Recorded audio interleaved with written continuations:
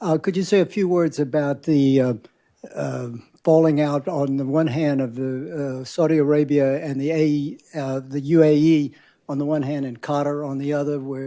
Are you moving toward a resolution of that situation? It's not a falling out. It's just we don't want to have anything to do with them. The Qataris, since the mid-90s, have been sponsoring radicals.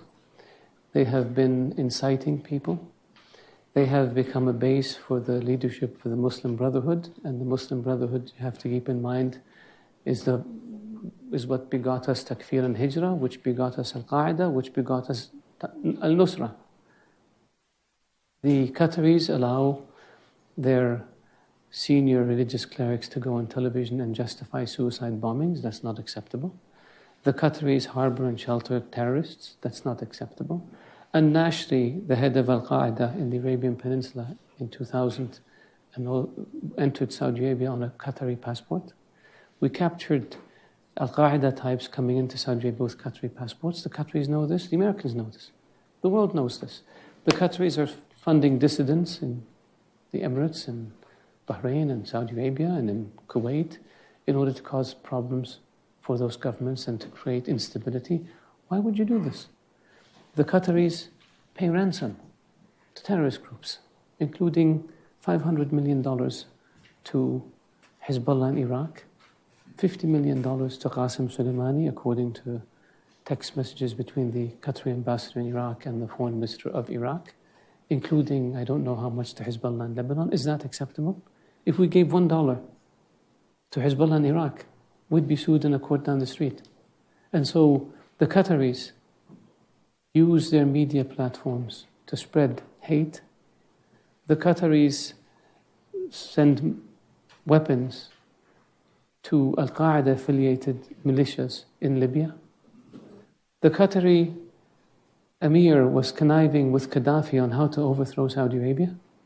The Qataris connected Gaddafi with a Saudi dissident in London who they fund, who connected the Libyans with a group in Mecca with the objective of assassinating the then Crown Prince, later King of Saudi Arabia. Is this acceptable? We have phone conversation that the Libyans gave us after they overthrew Gaddafi, where the then Emir of Qatar is telling Gaddafi how he's recruiting princes and tribal leaders and military officers and members of the royal family to cause mischief and destabilize Saudi Arabia, and predicted that within 10 years there would be no royal family in Saudi Arabia. Is this acceptable? They do the same thing in Bahrain and in Kuwait and in the Emirates. So in 2012, we cut off relations with them, the same countries. And a year later, they came back and agreed that they will end all of this nonsense. And they signed an agreement. And nothing happened. So this time, we said, you know what? We're not going to deal with you. Unless you change. This, we will not allow you. There's a list of terror finances that the US puts out, the UN puts out. And a number of them are living openly in Qatar, raising money and giving it to bad people. Is this acceptable? Shouldn't be. Why do the Qataris get away with it? Because I think people see a young country, young leadership, they buy fancy buildings, they have a nice airline, and they think, wow, these guys are really modern. But we have to deal with the dark side that I just explained. And so that's why we said, unless you change, we're not going to deal with you. Now, what happened since we took this action?